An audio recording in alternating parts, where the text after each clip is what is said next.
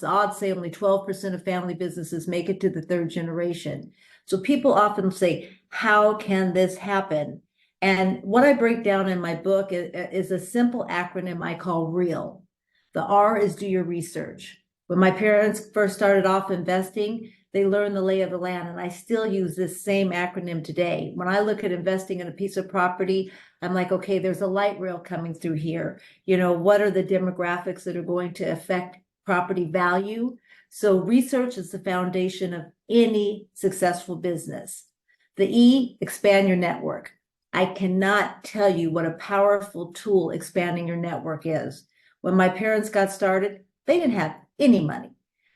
They partnered with financeable partners. These were local community owners of carpet stores and hardware stores, and they put up the down payment. My parents did the labor, they partnered, and then a few years later, as the property appreciated it, they refinanced, bought their partners out, and went on to the next business, the next building.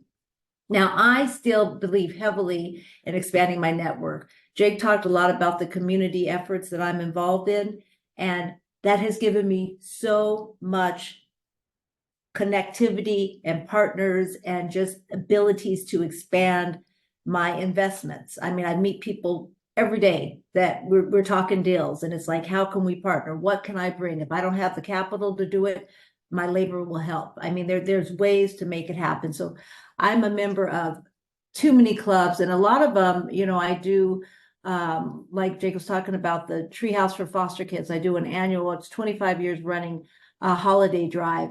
And the people that I've come in contact with, they want to give back. And so it's just a matter of reaching out and finding that common ground. So expanding your network is huge. I'm the type of person, I'll get on the airplane and sit next to you. Who are you? Where are you going? What do you do? I mean, every day I look to expand my network because you never know who you're going to connect with. The third is A, amplifying injustice.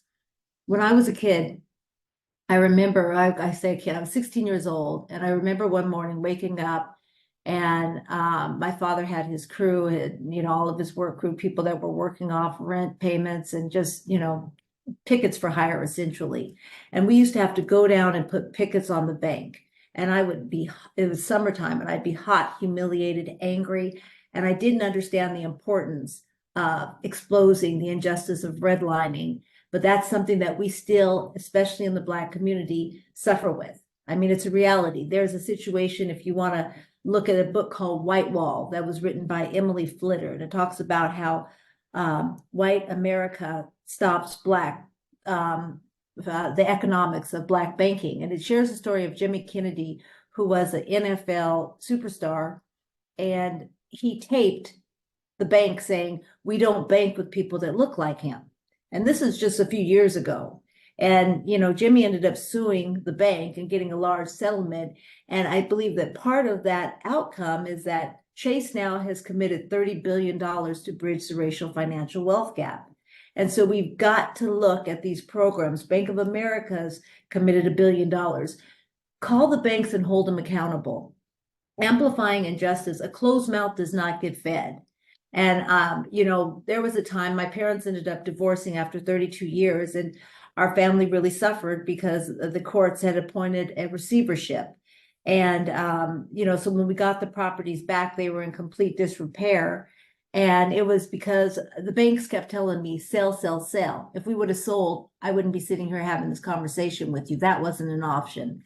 So that leads me into L, and the L is leverage. You've got to be able to leverage your relationships from the expanding of your network, as well as leverage your bank relationships. When we came out of that marriage and near bankruptcy, I went to the bank president. I said, selling's not an option.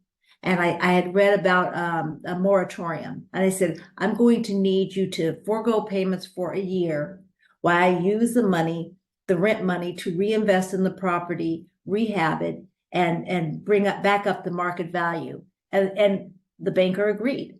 So I went for 1 year, a whole stay on all of our mortgages. I used the revenue, brought the property back, and I was back in the game. So that's my acronym that I live by. You know, do your research, expand your network, amplify injustice, and leverage